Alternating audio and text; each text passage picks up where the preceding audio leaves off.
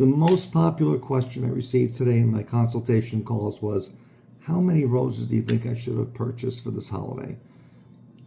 If you ordered similar to last year, you're going to be within 10%. It's okay. But nobody asked me what I think is the second or third most popular flower. Do you know what that might be? It's the tulip and then the stargazer lily. Check your reports. I've been doing this for 30 years. I've been tracking them for 20 years. And with all the flower shops I work with, they're all pretty similar. Nobody thought it was tulips because they ended up buying the tulips at the last moment. Pick up some of those in advance, negotiate a great price. They won't know why you're trying to get tulips, but you'll know it's going to be a popular flower.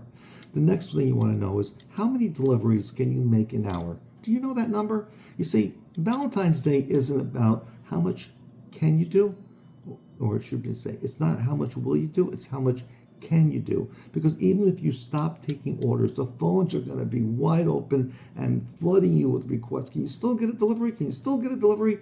It's going to happen. So what you want to do is be prepared in advance and know what to shut down first. In my opinion, I shut down the wire service first and then the website second, because at the end of the day, when that customer calls you, you don't want them to go to somebody else. You need to try to take care of them.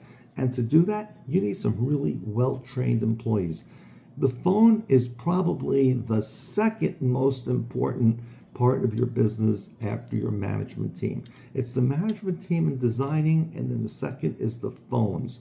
You really have to know how to handle those. So please don't take that lightly, but realize that the phones need to be managed so the person knows how to talk the customer into taking the flowers maybe a little earlier or maybe a little later. Whatever's going to happen, it's going to happen with the person on the phone.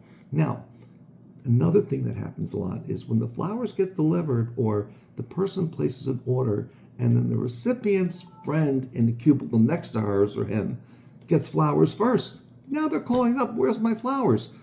Meanwhile, they're scheduled to be delivered, but they're mad. So it's important that you know how to handle those calls when they come in.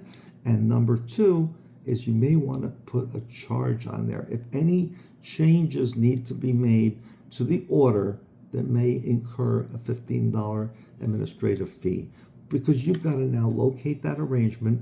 It could be anywhere, you know what I'm talking about, and the customer doesn't really know that. So if you put on your website that it will be subject to a change order charge, maybe they won't call and ask just because their friend got their flowers first.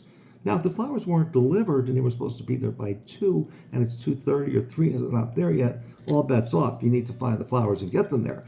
But if they're just calling to see where their flowers are, you just don't have the manpower to be able to handle that. Contact me. I've got a couple more tips I can put in place for you that will help you with that as well.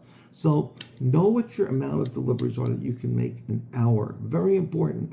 I knew my number was 125. I just did one for a flower shop. Their number was 46. You take the amount of deliveries that you did last year on the day of, and you divide it by 8, because at the end of the day, you only have 8 hours to make the deliveries. So when I did that for 1,000 deliveries, it came out to 125 an hour. I had to be careful because you don't want to say no to people, but when they start slipping by and you're delivering at 6 o'clock at night, people are mad, and it's usually a relationship on the line. So you just don't want to mess with this.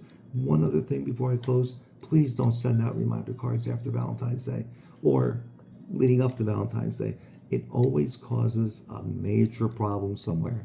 If you want more tips, contact me, and be sure to like and subscribe to my website at Bloomerang Solutions, or go to my Facebook page as well as our Bloomer. I'd love to see you to see our YouTube Bloomerang page. We've got a lot of tips over there, and you can see just how much fun the industry can be, as well as how challenging it can be too.